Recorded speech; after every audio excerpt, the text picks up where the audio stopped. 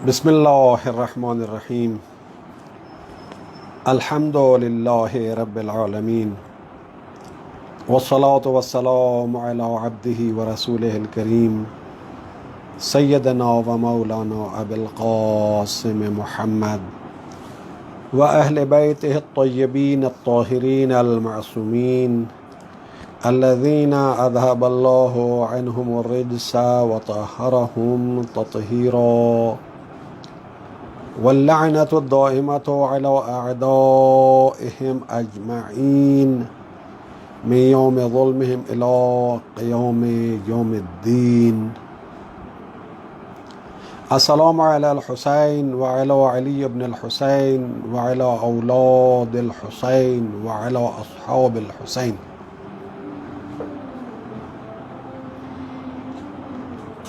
अल्लाह ताला से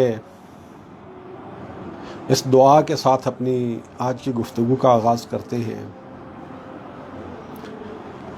कि अल्लाह ताला हम सब के दिलों को विलाए आले मोहम्मद और अज़ाए इमाम हुसैन अलैहिस्सलाम के नूर से मुनव्वर फरमाए,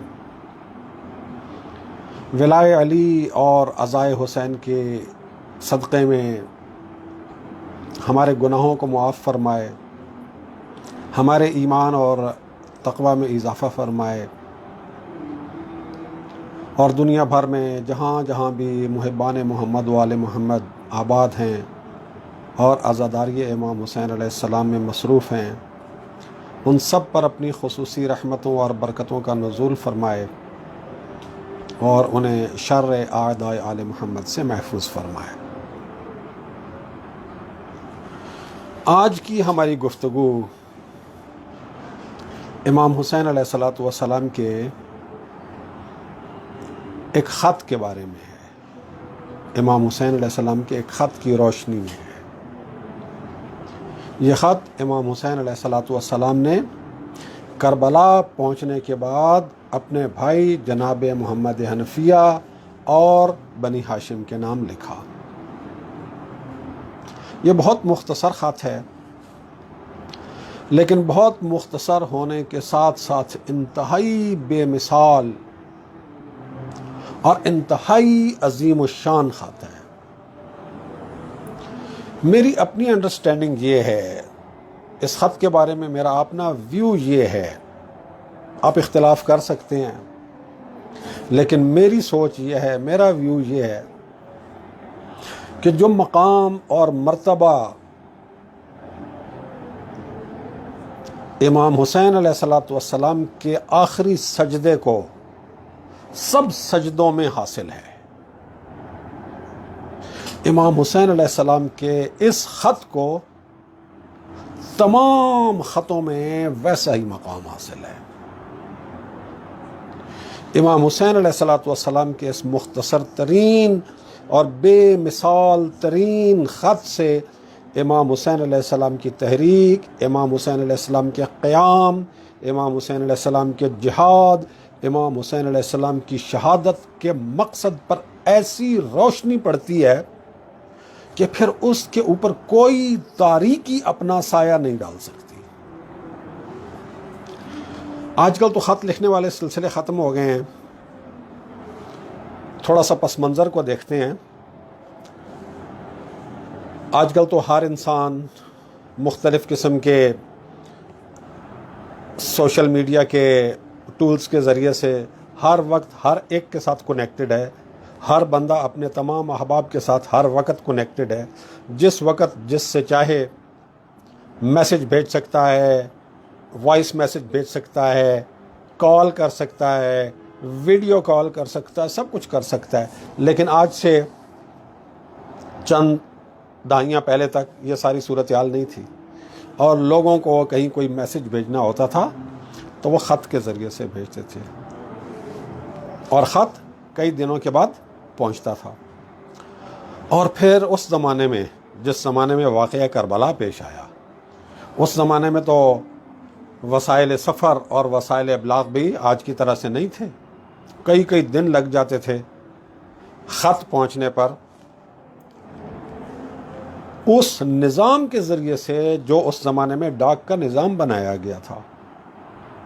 لیکن امام حسین علیہ السلام یہ خط لکھ رہے ہیں کربلا سے.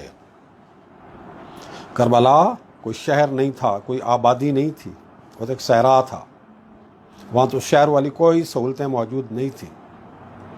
امام حسین علیہ السلام کربلا پہنچنے کے بعد خط لکھ رہے ہیں.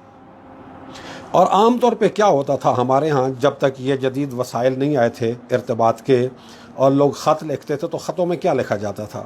مثال کے طور پر ایک فیملی ہے، وہ لاہور سے کراچی گئی ہے، ہیڈ آف دا فیملی ہے، خاتون ہیں، خواتین ہیں، بچے ہیں.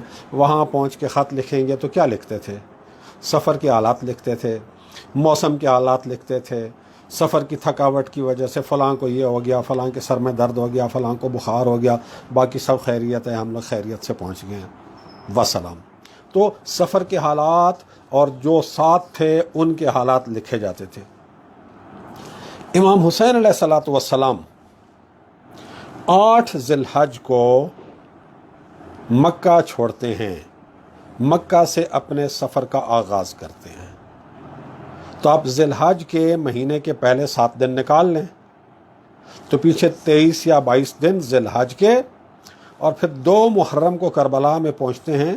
تو گویا 24 یا 25 دن کا سفر طے کرنے کے بعد امام حسین علیہ السلام مکہ سے کربلا پہنچتے ہیں، اور اب کربلا سے خط لکھ رہے ہیں اپنے بھائی کو. لیکن اس خط میں کوئی سفر کے حالات نہیں لکھے. آپ کے ساتھ اتنا بڑا قافلہ تھا، آپ کے عزیز تھے، آپ کے اقارب تھے، آپ کے احبا تھے، کسی کا حال نہیں لکھا، کسی کی صحت اور بیماری کے بارے میں نہیں لکھا، کسی چیز کے بارے میں کچھ نہیں لکھا. ایک خصوصی انتظام کیا ہوگا امام حسین علیہ السلام نے وہاں سے قاصد کے ذریعے سے خط بھیجنے کا، اور وہ قاصد خط لے کے جب آیا ہوگا تو ظاہر سی بات ہے زاد راہ اس کی ساری چیزیں، کتنا اہتمام امام حسین علیہ السلام نے کیا ہوگا. اب اس خط کا ٹیکسٹ دیکھیں، اس خط کا متن دیکھیں. بسم اللہ الرحمن الرحیم. حسین ابن علی کی طرف سے محمد حنفیہ اور بنی ہاشم کے نام. اما بعد کأن الدنیا لم تکن والآخرۃ لم تزل والسلام. خط ختم ہو گیا امام حسین علیہ السلام کا. یہ ایک چھوٹا سا مختصر سا جملہ جس سے کئی گنا لمبے لمبے ٹیکسٹ میسیجز آج ہم کر دیتے ہیں. تو امام حسین علیہ السلام نے خط میں نہ سفر کے حالات لکھے، نہ بیویوں کے حالات لکھے، نہ علی اکبر کے حالات لکھے، نہ جناب قاسم کے حالات لکھے، نہ جناب عون و محمد کے حالات لکھے، نہ جناب علی اصغر کا لکھا. کسی کے بارے میں کچھ نہیں لکھا. صرف یہ 2 چھوٹے چھوٹے جملے، یا ایسے ایک ہی جملہ کہہ سکتے ہیں، کأن الدنیا لم تکن، گویا دنیا کبھی موجود تھی ہی نہیں، والآخرۃ لم تزل، اور آخرت گویا کبھی زائل ہوئی ہی نہیں تھی. دوسرے الفاظ میں گویا دنیا کبھی موجود ہی نہیں تھی اور آخرت ہمیشہ سے موجود تھی. تو امام حسین علیہ السلام کربلا پہنچ کر یہ خط لکھ رہے ہیں، اور قیامت تک آنے والے تمام انسانوں کو یہ میسج دے رہے ہیں کہ میں جو کربلا میں آیا ہوں تو کسی دنیاوی مقصد کے لیے نہیں آیا، دنیا کے لیے نہیں آیا. دنیا میرے لیے ایگزسٹ ہی نہیں کرتی ہے، دنیا میرا ایشو ہی نہیں ہے، دنیا میرا مسئلہ ہی نہیں ہے. کوئی چیز آپ کا مسئلہ بنتی ہے جب وہ ایگزسٹ کرتی ہو. امام حسین علیہ السلام فرما رہے ہیں کہ یہ دنیا میرے لیے ایگزسٹ ہی نہیں کرتی، دنیا میرے لیے موجود ہی نہیں ہے، لہٰذا دنیا میرا مسئلہ ہی نہیں ہے. والآخرۃ لم تزل، آخرت کبھی زائل ہوئی ہی نہیں، یعنی میں بظاہر دنیا میں ہونے کے باوجود اب بھی آخرت میں ہوں. میں آخرت میں ہوں، میں دنیا میں نہیں ہوں. تو میں جو کچھ کر رہا ہوں آخرت کے لیے کر رہا ہوں، دنیا کے لیے نہیں کر رہا ہوں. گفتگو آگے بڑھانے سے پہلے ہم تھوڑا سا لفظ دنیا کے بارے میں جاننے کی کوشش کرتے ہیں۔ دنیا عام طور پہ یہ سمجھا جاتا ہے کہ جو ہمارے ارد گرد ماحول ہے، زمین ہے، آسمان ہے، سورج ہے، چاند، ستارے ہیں، ہمارا یہ جو قدرتی ماحول ہے جس کے اندر ہم رہتے ہیں، یہ دنیا ہے۔ یہ دنیا نہیں ہے، یہ طبیعت ہے، لیکن اس کو دنیا بھی ایک لحاظ سے کہا جا سکتا ہے۔ لیکن دنیا کے معنی کو، اس لفظ سے دنیا کے معنی کو سمجھ جائیں تو پھر زیادہ اچھی طرح سے بات واضح ہو جائے گی۔ عربی زبان کے دو لفظ ہیں جو اردو میں بھی استعمال ہوتے ہیں اور انہی معنی میں استعمال ہوتے ہیں جو عربی زبان میں استعمال ہوتے ہیں، اعلیٰ اور ادنا۔ اعلیٰ یعنی سب سے اونچی چیز، سب سے اونچا، اور ادنا یعنی سب سے پست، گھٹیا۔ ہم اعلیٰ اور ادنا یہ لفظ اردو میں عام استعمال کرتے ہیں۔ یہ جو اعلیٰ ہے اس کے لیے جب مؤنث کا لفظ بنائیں گے تو وہ بنے گا علیا، اور ادنا کے لیے جب مؤنث کا لفظ بنائیں گے تو وہ بنے گا دنیا۔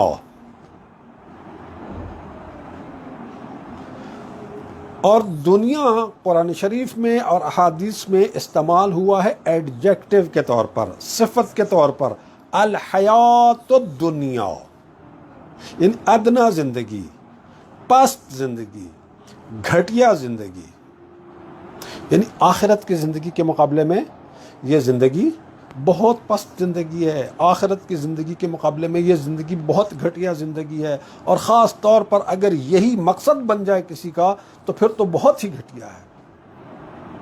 تو آخرت کے مقابلے میں اس کا کمپیریزن کیا جائے تو بعض احادیث میں ہے کہ دنیا اور آخرت اس طرح سے ہیں کہ جیسے کوئی شخص سمندر کے کنارے کھڑا ہو اور وہ اپنی انگلی کا سرا سمندر کے پانی میں ڈبوئے اور پھر نکال لے، تو اس کی انگلی کے سرے پر کتنا سارا پانی لگے گا، اور پھر اس پانی کا جو انگلی کے سرے پہ لگا ہے اگر اس کا موازنہ کیا جائے پورے سمندر سے تو کیا ریشو بنتی ہے، کیا نسبت بنتی ہے؟ کچھ نہیں بنتی۔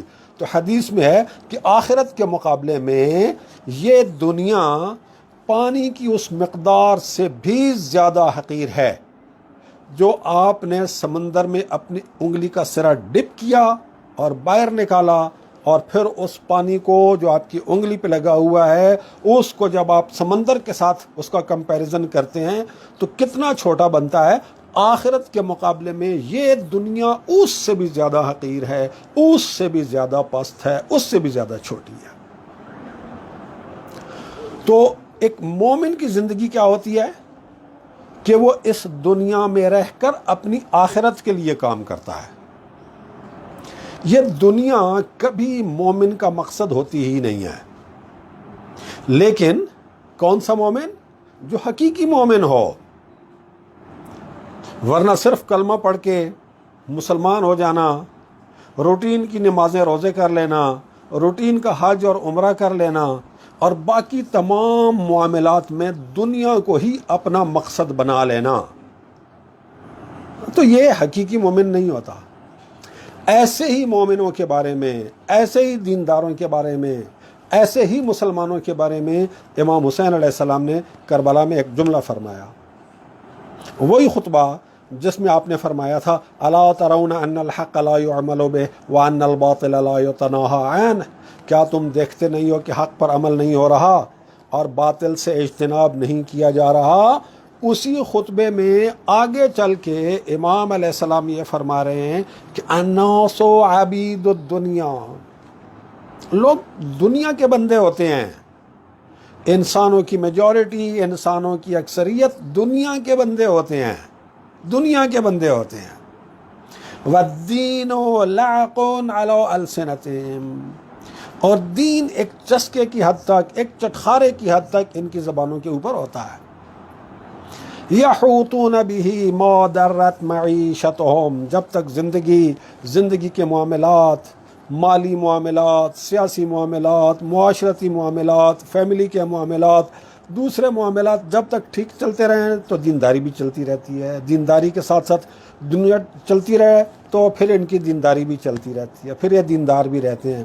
لیکن اگر کوئی ایسا دوراہا آ جائے کہ دین پر چلنے کی وجہ سے دنیا کا نقصان ہوتا ہو، جب ایسی کوئی آزمائش آئے، فَإِذَا مُحِّصُوا بِالْبَلَاءِ، جب کسی آزمائش میں گرفتار ہوتے ہیں، جب کسی آزمائش سے دوچار ہوتے ہیں، اور آزمائش میں اللہ دوچار کرتا ہے، یہ پاسبل نہیں ہے کہ آپ دیندار ہوں اور اللہ آپ کی دینداری کو نہ آزمائے، یہ اللہ کا قانون ہے، اللہ کا فیصلہ ہے۔ وَلَنَبْلُوَنَّكُمْ، ہم ضرور ضرور ضرور تمہیں اور تمہاری دینداری کو آزمائیں گے، ضرور آزمائیں گے، تبھی تو پتہ چلے گا کہ تم کتنے پانی میں ہو، تمہاری دینداری کتنی پانی میں ہے، ورنہ تو خود فریبی ہے۔ اور پھر اللہ سے کلیم کس چیز کا؟ تو اللہ آزماتا ہے۔ تو امام علیہ السلام فرما رہے ہیں کہ الناس عبید الدنیا، لوگ دنیا کے بندے ہوتے ہیں، لوگ دنیا کے پجاری ہوتے ہیں۔ دین زبانی چسکے کی حد تک، جب تک دنیاوی معاملات ٹھیک چلتے رہیں دینداری بھی چلتی رہتی ہے، لیکن جب دین کے رستے پر چلنے میں دنیا کو نقصان ہو رہا ہو، جب یہ آزمائش آتی ہے تو نتیجہ کیا ہوتا ہے؟ قلت دیانون، تو پھر حقیقی دیندار جو ہیں بہت تھوڑے نظر آتے ہیں۔ کربلا میں یہی تھا، قلت دیانون، امام حسین علیہ السلام اور ان کے ساتھی، یہ کل 72 یہ تھوڑے سے دیندار، اور دوسری طرف پورا معاشرہ، ہزاروں کا لشکر، یزید کی پوری اسٹیبلشمنٹ، یزید کا سارا نظام، معاشرے کا سارا سسٹم، جس کے بارے میں امام حسین علیہ السلام نے فرمایا کہ الا ترون ان الحق لا يعمل به، حق کے اوپر کوئی عمل ہو ہی نہیں رہا اور باطل سے اجتناب ہو ہی نہیں رہا۔ کیوں؟ دنیا کے پجاری ہیں، دنیا کے پجاری ہیں۔ تو دنیا کے پجاری کو حق پرستی وارے میں نہیں ہوتی ہے، حق پرستی مہنگی پڑتی ہے جہاں اس کی دنیا کا نقصان ہو رہا ہے، جہاں دنیا ناراض ہو رہی ہو۔ تو امام حسین علیہ السلام نے اپنے اس خط میں واضح کیا کہ میرا مقصد دنیا نہیں ہے، دنیا میرے لیے ایگزسٹ ہی نہیں کرتی۔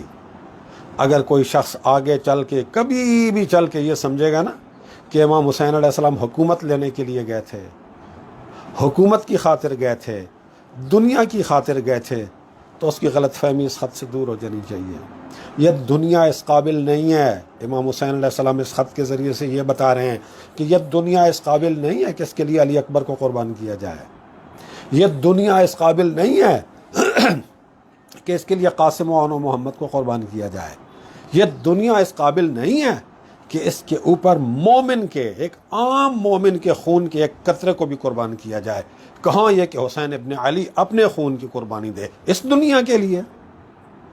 تو دنیا مقصد نہیں ہے، دنیا میرے لیے ایگزسٹ ہی نہیں کرتی، دنیا میرے لیے موجود ہی نہیں ہے، میں اس دنیا میں رہتے ہوئے موجود ہوں آخرت میں۔ تو ہمارے لیے بھی اس کے اندر ایک بہت بڑا درس ہے کہ ہمیں اپنا ہر کام کرتے ہوئے یہ دیکھنا چاہیے کہ ہم دنیا کے پجاری ہیں یا اللہ کے بندے ہیں، ہم دنیا کی پجاری ہیں یا ہم دیندار ہیں۔ اور جب ایسا دوراہا آ جائے کہ ایک طرف دین ہے ایک طرف دنیا ہے، تو پھر حسینی ہونے کا تقاضا کیا ہے کہ جس طرف دین ہے اس طرف جایا جائے، چاہے دنیا کا جتنا بڑا نقصان ہو جائے۔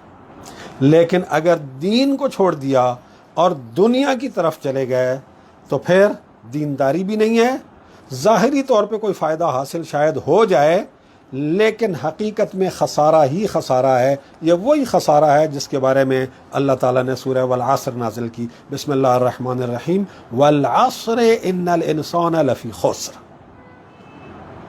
قسم ہے زمانے کی، یعنی پورا زمانہ گواہ ہے، انسان کی پوری ہسٹری گواہ ہے، نسل انسانی کی ساری تاریخ شاہد ہے، انسان خسارے میں ہے۔ کیوں خسارے میں ہے؟ اس لیے کہ دنیا کا پجاری ہے، خسارے سے بچا ہوا وہ ہے جو حقیقی دیندار ہے، جو ایمان لایا، جو عمل صالح کرتا رہا، خود حق پہ قائم رہا، دوسروں کو حق کی طرف بلاتا رہا، اور حق پر چلنے کے راستے میں پیش آنے والی مشکلات کے مقابلے میں صبر کرنے کی تلقین کرتا رہا۔ امام حسین علیہ السلام کے اس خط، امام حسین علیہ السلام کی اس خطبے اور سورہ والعصر کے درمیان کتنی ہم آہنگی ہمیں نظر آتی ہے۔ ایک حدیث یہاں آپ کے ساتھ شیئر کروں اور پھر آگے بڑھتے ہیں۔ حدیث ہے امام محمد باقر علیہ السلام سے کہ رسول اللہ صلی اللہ علیہ وآلہ وسلم نے مولا علی کو جو نصیحتیں کی تھیں، ان نصیحتوں میں سے ایک نصیحت یہ تھی، بڑی لمبی حدیث ہے، اس میں سے ایک جملہ آپ کے ساتھ شیئر کر رہا ہوں کہ رسول اللہ نے مولا علی کو جو نصیحتیں کی تھیں، ان نصیحتوں میں سے ایک نصیحت یہ تھی، جو حکمتیں، جو وزڈم بتائی تھی، اس میں سے ایک یہ تھی کہ شر الناس من باع آخرتہ بدنیا ہو۔ سب سے برا انسان، شر الناس، سب سے برا انسان من باع آخرتہ بدنیا ہو، جو اپنی آخرت کو اپنی دنیا کے لیے بیچ دے۔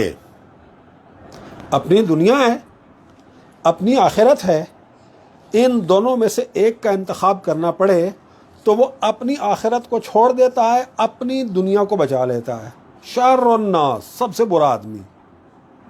لیکن یہ جو سب سے برا ہے، اس سے بھی برا ایک ہے، وَشَرُّ مِن ذَلِكَ، اس سب سے برے شخص سے بھی برا ایک شخص ہے، وہ کون ہے؟ من باع آخرتہ بدنیا غیرہ، جو اپنی آخرت کسی کی دنیا کے لیے بیچ دے۔ اس سے بڑی بدبختی کوئی نہیں ہو سکتی۔ یہ بھی بدبختی ہے کہ انسان اپنی آخرت کو چھوڑ دے اور اپنی دنیا بنا لے، بہت بڑی بدبختی ہے یہ۔ لیکن اس سے بڑی بدبختی اور سب سے بڑی بدبختی یہ ہے کہ انسان اپنی آخرت برباد کر دے، اپنی آخرت تباہ کر دے۔ کس کے لیے؟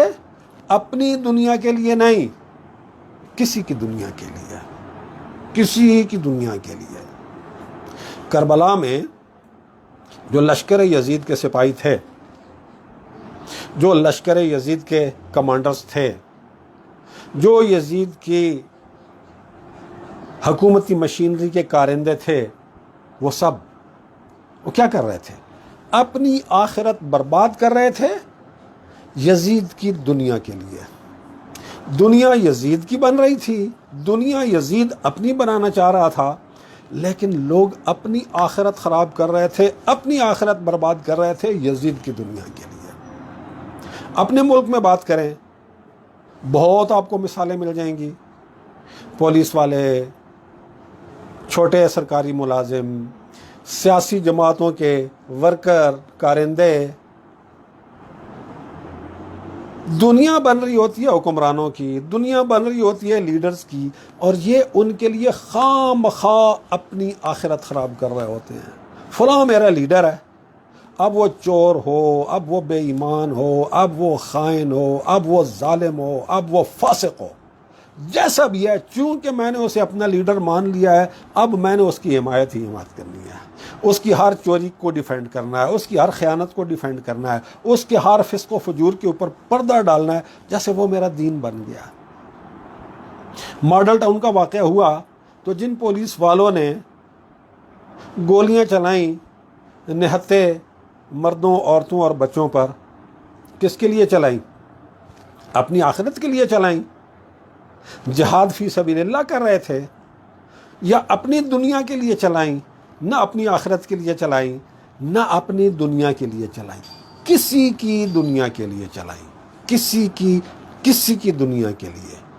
تو سب سے برا شخص وہ ہے جو اپنی آخرت بیچ دے اپنی دنیا کے بدلے میں، اور اس سے برا شخص وہ ہے جو اپنی آخرت بیچ دے، اپنی آخرت تباہ کر دے، اپنی آخرت برباد کر دے کسی کی دنیا کے لیے۔ کربلا ہمیں انہی دو آئیڈیالوجیز کا ایک خوبصورت مظاہرہ دکھاتی ہے. ایک طرف وہ ہیں جو اللہ کے پجاری ہیں، ایک طرف وہ ہیں جو اللہ کے بندے ہیں، جن کے لیے دنیا میٹر ہی نہیں کرتی ہے، جن کے لیے دنیا ایگزسٹ ہی نہیں کرتی. اور دوسری طرف دنیا کے پجاری ہیں جن کے لیے دنیا ہی سب کچھ ہے، دنیا ہی سب کچھ ہے. یہ مجموعی چیز، مجموعی طور پر امام حسین اور ان کے ساتھی اور یزید اور اس کی ساری مشینری. لیکن آج میں واقعہ کربلا کے بہت سارے کرداروں میں سے، یہ تو دو مین کردار ہو گئے نا، حق اور باطل، امام حسین اور ان کے ساتھی، یزید اور اس کے ساتھی، یہ دو بڑے کردار ہو گئے.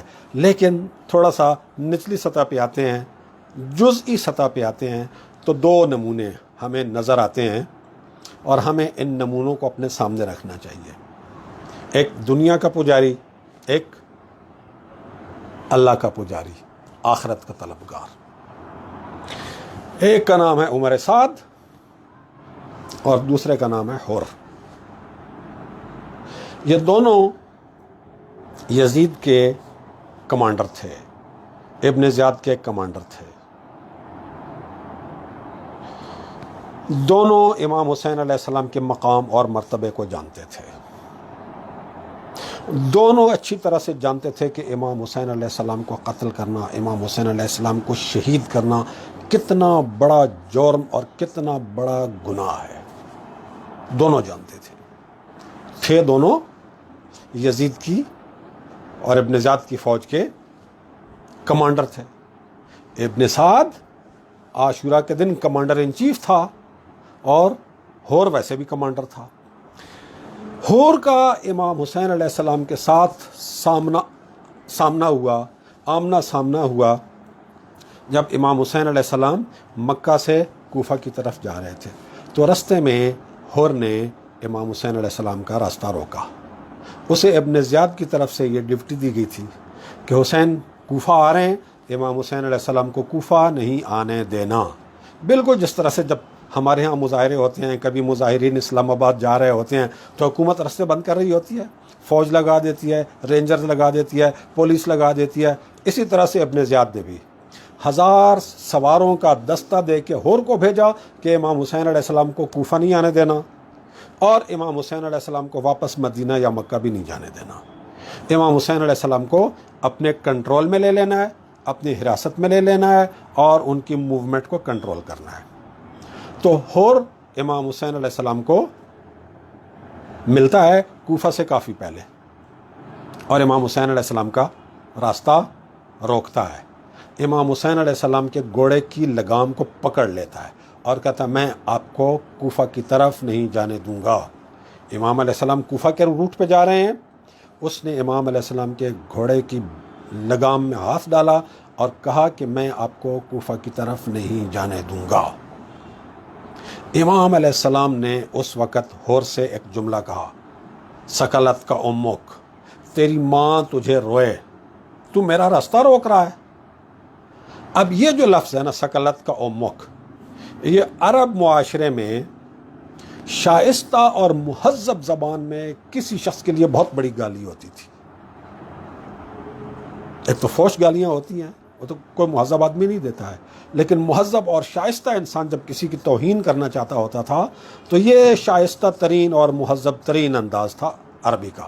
امام علیہ السلام نے حر سے یہی کہا، سکلت کا امک. اس کے جواب میں حر نے کیا کہا؟ حر نے کہا اگر آپ کی بجائے کسی اور نے اس طرح سے میری ماں کا ذکر کیا ہوتا، میری ماں کا نام لیا ہوتا، تو میں بھی اس کو اسی لہجے میں جواب دیتا. لیکن میری مجبوری ہے کہ آپ کی والدہ کے لیے میری زبان پر درود و سلام کے سوا کچھ نہیں آ سکتا. یہ ایمان تھا حر کا، اہل بیت سے اس کی محبت تھی.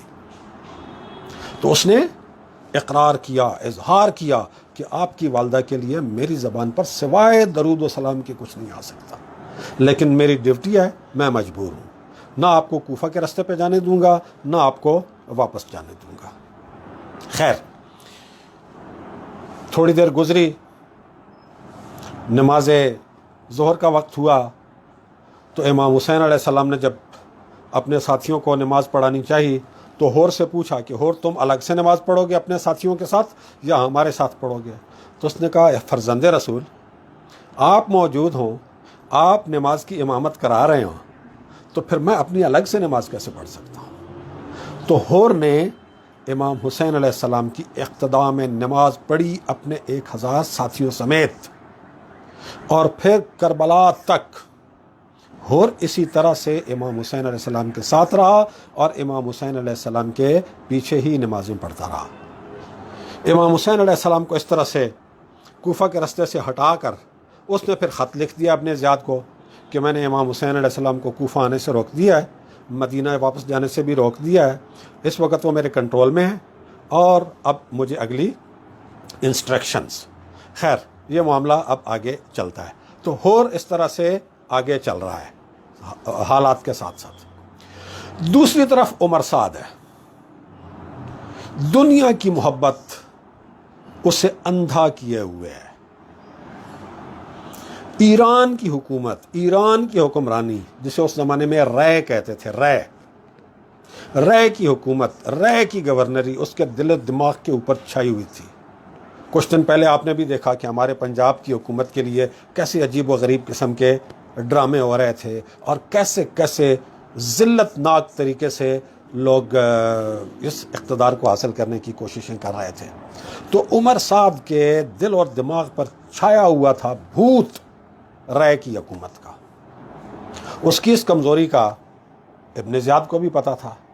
اب ابن زیاد نے اس کمزوری سے فائدہ اٹھانا چاہا اور اسے کہا کہ دیکھو یہ میں نے رائے کی گورنری کا اپوائنٹمنٹ لیٹر تمہیں لکھ دیا ہے، تم رائے کے گورنر ہوگے، لیکن اس سے پہلے امام حسین علیہ السلام والا معاملہ تم نے حل کرنا ہے۔ اور اسے کمانڈر ان چیف بنا کر ان فوجوں کے ساتھ بھیج دیا جو کربلا میں بھیجی گئی تھیں جب امام حسین علیہ السلام کو کربلا میں امام حسین علیہ السلام رک گئے تھے، اور 4 محرم سے فوجیں یزید کی کربلا آنا شروع ہو گئی تھی۔ اب عمر بن سعد کی پوری کوشش ہے کہ مجھے رائے کی حکومت بھی مل جائے، میری جرنیلی بھی بچ جائے، میرا سٹیٹس بھی بچ جائے، اور مجھے قتل حسین سے اپنے ہاتھ بھی نہ رنگنے پڑیں۔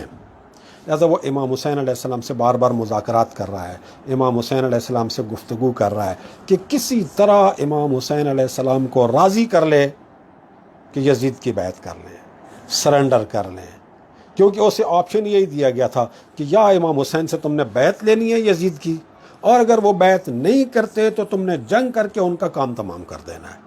تو وہ جنگ کر کے کام تمام نہیں کرنا چاہتا تھا، وہ اپنی آخرت بھی بچانا چاہتا تھا، اپنی دنیا بھی بچانا چاہتا تھا۔ ہور بھی یہی کر رہا تھا، اور ہور کا تجزیہ یہ تھا کہ سوال ہی پیدا نہیں ہوتا مسلمان فرزند رسول کو قتل کرنے کی حد تک چلے جائیں۔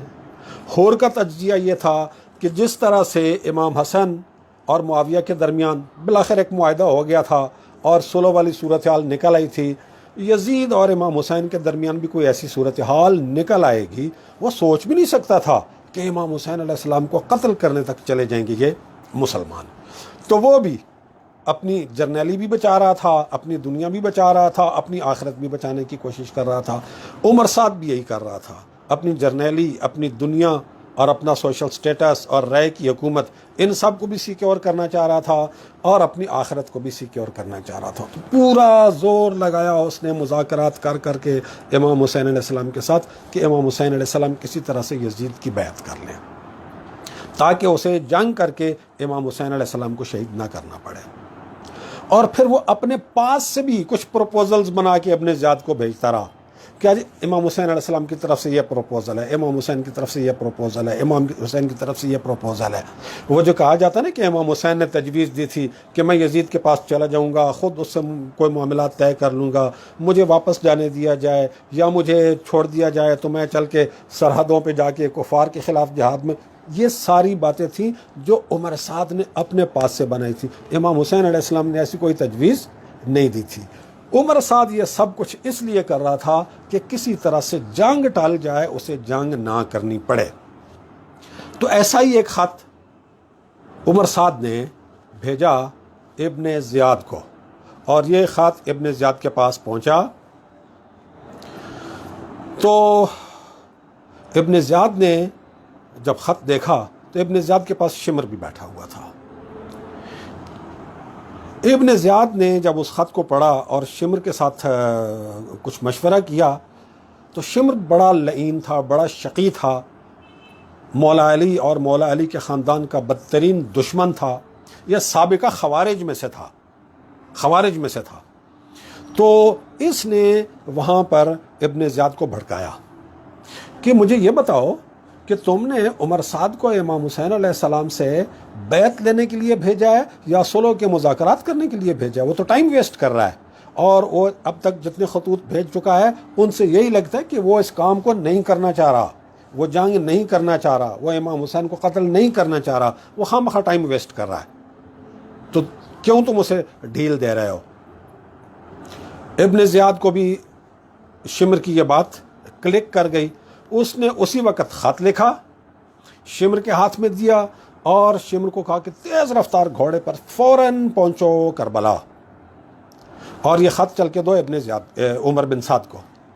اب شمر کربلا پہنچتا ہے، خط دیتا ہے عمر سعد کو۔ خط میں کیا لکھا ہوا ہے کہ امام حسین کے ساتھ مذاکرات کے لیے تمہیں نہیں بھیجا ہوا، یا تم نے بیعت لینی ہے، اور اگر وہ بیعت نہیں کرتے تو تم نے ان کے ساتھ جنگ کر کے ان کا کام تمام کر کے ان کا سر میری طرف بھیج دینا ہے، اور اگر یہ تم سے نہیں ہوتا تو لشکر کی کمانڈ چھوڑ دو، لشکر کی کمانڈ شمر کے حوالے کر کے مجھے رپورٹ کرو۔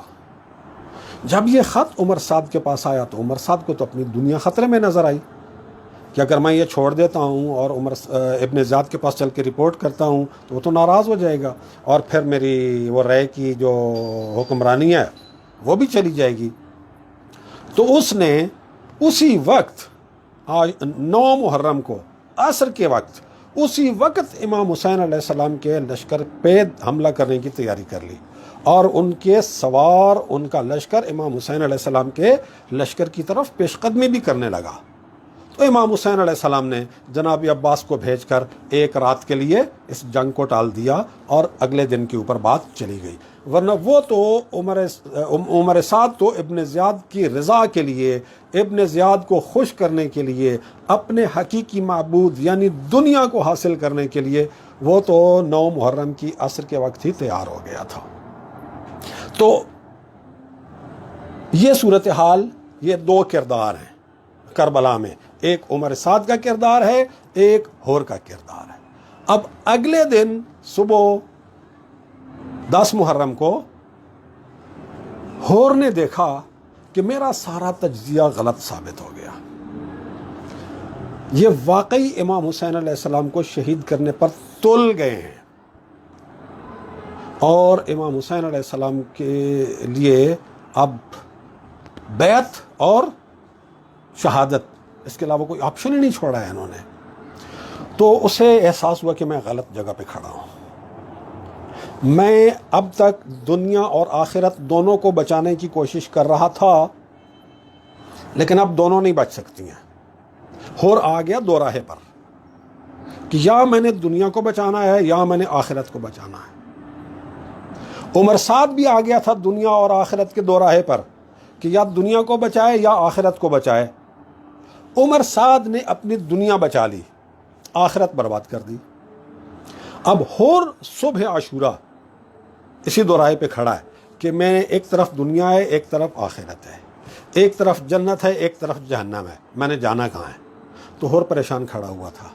ہور کے کسی ساتھی نے پوچھا، ہور میں نے تمہیں بڑی بہادری کے ساتھ بڑے بڑے لشکروں کے خلاف جنگ کرتے ہوئے دیکھا ہے، یہ تو چند افراد کی، مٹھی بھر افراد کی ایک چھوٹی سی جماعت ہے، تم ہوائیاں اڑ رہی ہیں تمہارے چہرے کے اوپر، رنگ تمہارا اڑا ہوا ہے، اتنے تم گھبرائے ہوئے ہو، خیریت ہے؟ کیا مسئلہ ہے تمہیں؟ اس نے کہا مسئلہ چھوٹے یا بڑے لشکر کا نہیں ہے، میں اس وقت اپنے آپ کو جنت اور جہنم کے درمیان میں دیکھ رہا ہوں، اور مجھے ان دونوں میں سے کسی ایک کا انتخاب کرنا ہے۔ پھر اس نے کہا خدا کی قسم میں جہنم کا انتخاب نہیں کروں گا۔ یہ کہہ کے اس نے اپنے گھوڑے کو ایڑ لگائی اور امام حسین علیہ السلام کے لشکر کی طرف آ گیا۔ ہور کے ساتھ ہور کا بھائی مصعب، ہور کے 2 بیٹے علی اور بکیر، اور ہور کا غلام قرہ، یہ 5 آدمی نکلے امام حسین علیہ السلام کے لشکر کی طرف۔ یہ ہور۔ ادھر سے عمر سعد کا انجام کیا ہوا؟ عمر سعد کا انجام یہ ہوا کہ جب واقعہ کربلا ہو گیا، واقعہ کربلا کے بعد یہ بڑا کامیابی کے ساتھ ابن زیاد کے پاس پہنچا، تو ابن زیاد نے سب سے پہلے اسے کہا کہ وہ جو آخری خط میں نے تمہیں لکھا تھا نا کہ یا لشکر کی کمانڈ چھوڑ کے شمر کے حوالے کر دو اور مجھے رپورٹ کرو، یا امام حسین علیہ السلام کا کام تمام کر دو، وہ خط میرے حوالے کر دو۔ تو عمر صاحب نے کہا کہ وہ خط آپ نے مجھے لکھا ہے تو اب میرے پاس رہنے دو، کل اگر کوئی مجھ سے پوچھے گا کہ تم نے اتنا بڑا جرم کیوں کیا تو میں کہہ سکوں گا کہ میں مجبور تھا، مجھے یہ حکم ملا ہوا تھا۔ اس نے کہا نہیں، تم یہ خط مجھے واپس دو گے، ہر حال میں دو گے۔ اس نے انکار کیا، اس نے اصرار کیا، بات بڑھ گئی، لیکن بہرحال وہ حاکم تھا، تو عمر سعد کے پاس کوئی چارہ نہیں تھا کہ وہ خط ابن زیاد کو واپس کرتا۔ وہ خط ابن زیاد کو واپس کیا، اور وہ جو ان کے درمیان تلخی ہو گئی تھی، اس تلخی کی وجہ سے ابن زیاد نے وہ جو رے اور پھاڑ کے پھینک دیا، خالی ہاتھ، دنیا اور آخرت دونوں برباد کر کے اپنے گھر جا رہا تھا، اور اپنے گھر جاتے ہوئے اپنے آپ سے یہ جملے کہہ رہا تھا کہ دنیا میں کوئی انسان میری طرح بدبخت نہیں ہوا ہوگا کہ میں نے اپنی دنیا بھی برباد کر دی اور اپنی آخرت بھی برباد کر دی۔ نہ دنیا میرے ہاتھ آئی اور آخرت تو میرے ہاتھ سے ویسے ہی جا چکی تھی۔ اور اس کے بعد عمر سعد کی حالت یہ تھی کہ یہ کوفہ میں اپنے گھر سے نہیں نکل سکتا تھا، نماز پڑھنے کے لیے مسجد میں نہیں آ سکتا تھا۔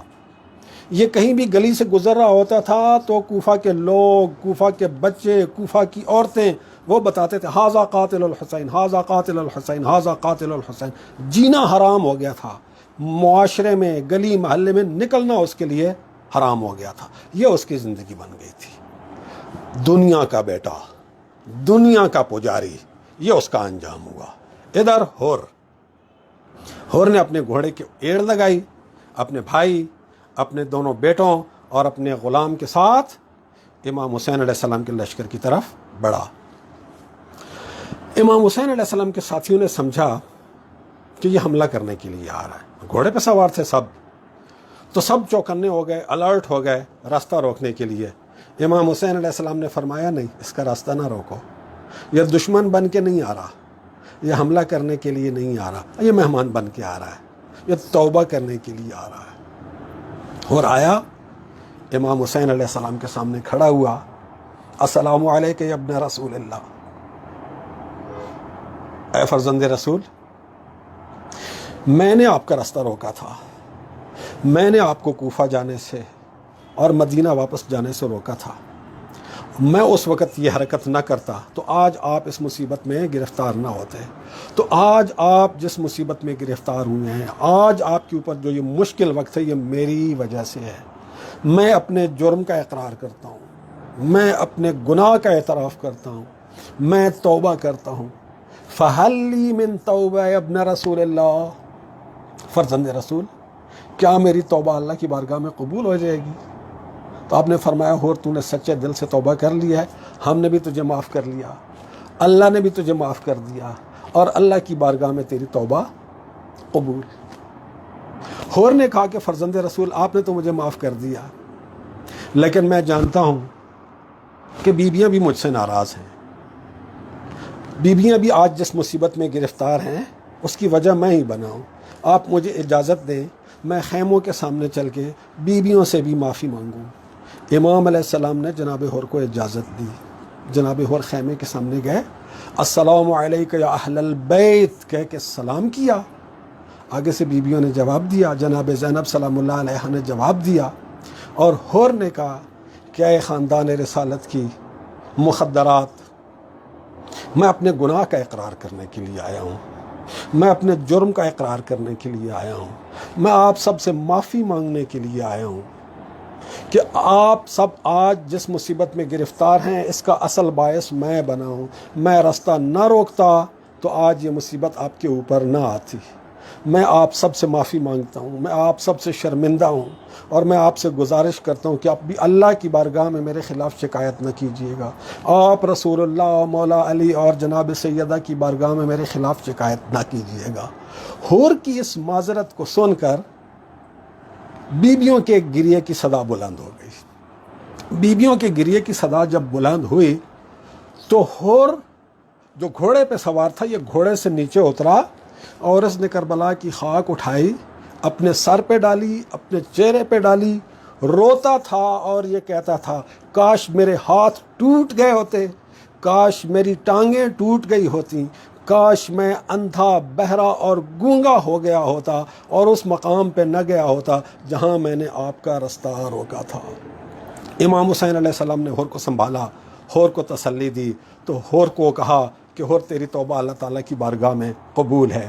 تو حور نے کہا یا فرزند رسول, میں آپ کو اس مصیبت میں گرفتار کرنے کا اصل باعث ہوں, تو آپ مجھے اجازت دیجئے کہ سب سے پہلے میں آپ کی طرف سے ان لشکر اشقیاء کے خلاف چل کے جنگ کروں. امام حسین علیہ السلام نے اجازت دی, جناب حور گئے. جناب حور نے پہلے لشکر یزید کو, لشکر ابن زیاد کو سمجھایا کہ کیسا گناہ عظیم تم کرنے کے لیے جا رہے ہو, کیسے گناہ عظیم کا ارتکاب کرنے کے لیے تم جا رہے ہو. لیکن وہ سب دنیا کے بندے تھے, وہ سب دنیا کے پجاری تھے, ان کے لیے دنیا ہی سب کچھ تھی. ان کے لیے اگر کوئی چیز موجود نہیں تھی تو خدا موجود نہیں تھا, ان کے لیے رسول موجود نہیں تھا, ان کے لیے دین موجود نہیں تھا, ان کے لیے آخرت موجود نہیں تھی, ان کے لیے جنت جہنم موجود نہیں تھی, ان کے لیے صرف دنیا موجود تھی جس دنیا کو انہوں نے حاصل کرنا تھا. تو جناب حور کی بات کا ان کے اوپر کوئی اثر نہیں ہوا. جناب حور نے حملہ کیا اور آگے سے جوابی حملہ ہوا. جناب حور نے 40 سے زیادہ ملعونوں کو واصل جہنم کیا. اس دوران جناب حور کا گھوڑا بہت بری طرح سے زخمی ہو گیا اور وہ اپنے گھوڑے پر بیٹھ کر جنگ کرنے کے قابل نہیں رہے, تو گھوڑے سے اترے اور پیدل جنگ کرنا شروع کر دی. جنگ کرتے کرتے ایک زخم, ایک وار ان کے ماتھے پہ لگا کہ جس کے بعد وہ گر گئے, اٹھ نہیں سکے. السلام علیک یا ابن رسول اللہ کہا. امام حسین علیہ السلام جناب حور کے پاس آئے, ابھی جناب حور کی سانسیں چل رہی تھیں. امام حسین علیہ السلام نے جناب حور کا سر اپنی گود میں رکھا, اپنی جیب سے ایک رومال نکالا جس کے بارے میں کہ جناب سیدہ سلام اللہ علیہ کے ہاتھوں کا بنا ہوا رومال تھا.